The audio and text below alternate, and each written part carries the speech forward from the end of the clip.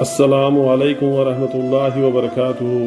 الحمد للہ رب العالمین، والصلاة والسلام علی اشرف الانبیاء والمرسلین وعلی آلہ واصحابہ اجمعین، اما بعد۔ محترم و مکرم ناظرین و سامعین اکرام، فیضان مرشد قادری و چشتی چینل کے زیر اہتمام خطبات غوث العظم دستگیر رضی اللہ تعالیٰ عنہ کا سلسلہ جاری ہے۔ المجلس العاشرو یعنی 10ویں مجلس کا دوسرا حصہ پڑھیں گے۔ محبوب سبحانی حضرت شیخ عبد القادر جیلانی رضی اللہ تعالی عنہ فرماتے ہیں، اے اللہ کے بندے، چاہے کہ گونگا پن تیری عادت اور گمنامی تیرا لباس ہو اور مخلوق سے بھاگنا تیرا مقصود ہو، اگر تو اس بات پر طاقت رکھتا ہے تو زمین میں سرنگ لگا کر اس میں چھپ کر بیٹھ جا۔ اگر ہو سکے تو اسی طرح کر لے، اور یہی عادت تیری اس وقت تک رہنی چاہیے کہ جب تک تیرا ایمان بڑھ نہ جائے اور تیرے ایقان کے قدم مضبوط نہ ہو جائیں اور تیری سچائیوں کے بازوؤں پر نہ لگ جائیں اور تیرے دل کے دونوں آنکھیں کھل نہ جائیں، اور جب تو اس حالت میں پہنچ جائے گا تو اس وقت اپنے گھر کی زمین سے بلند ہو جائے گا اور علم الہی کے میدان میں تو اڑنے لگے گا، مشرق و مغرب، خشک و تر، نرم زمین اور پہاڑ اور زمین و آسمان کا طواف کرے گا، اور امان دینے والا سفر و حضر میں رہبر تیرے ساتھ ہوگا، تیرا رفیق ہوگا۔ بس تو اس وقت تک اپنی زبان کو گفتگو کے لیے کھول دینا اور گمنامی کے لباس کو اتار دینا اور مخلوق سے بھاگنا چھوڑ دینا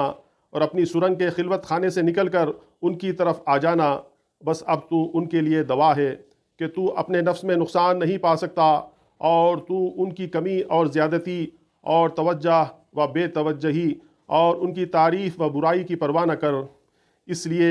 تو کسی قسم کی پرواہ نہ کر کہ تو جہاں بھی گرے گا اٹھا لیا جائے گا، کیونکہ تو اپنے پروردگار کے ساتھ ہے۔ مزید فرماتے ہیں، اے مسلمانوں، خالق کو پہچانو اور اس کے حضور ادب سے رہو، اور جب تک تمہارے دل اس کی ذات سے دور ہے تم بے ادب بنے رہو گے۔ بس جب تمہارے دل اس کے نزدیک ہو جائیں گے تو تم با ادب ہو جاؤ گے۔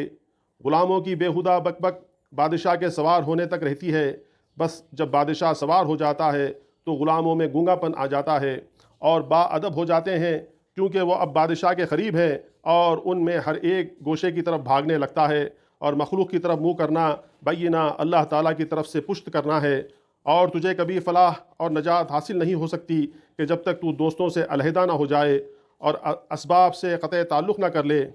اور نفع و نقصان کے متعلق مخلوق کو دیکھنا نہ چھوڑ دے گا تو بظاہر تندرست غنی نظر آتا ہے اور حقیقت میں تو فقیر ہے۔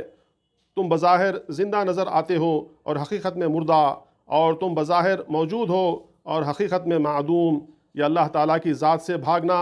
اور اس سے اعراض کرنا کب تک رہے گا، اور تم دنیا کی آبادی اور تعمیر اور آخرت کی بربادی کب تک کرتے رہو گے؟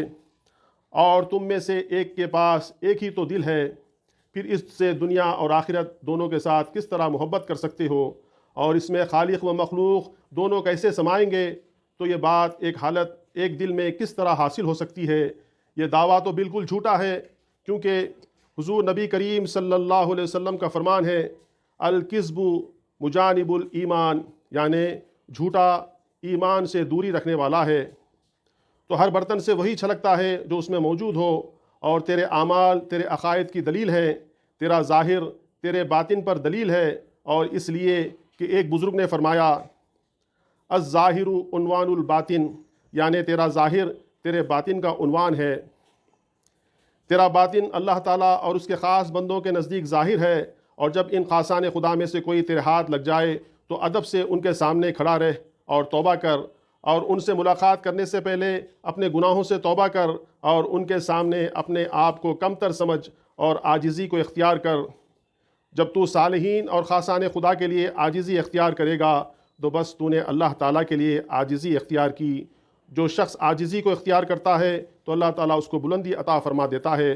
اور جو تجھ سے بڑا ہو تو اس کے سامنے بھی نہایت ادب سے پیش آ، اس لیے کہ سرور دو عالم صلی اللہ علیہ وسلم کا فرمان ہے، البرکۃ مع اکابرکم، البرکۃ مع اکابرکم، یعنی برکت تمہارے بڑوں میں ہے۔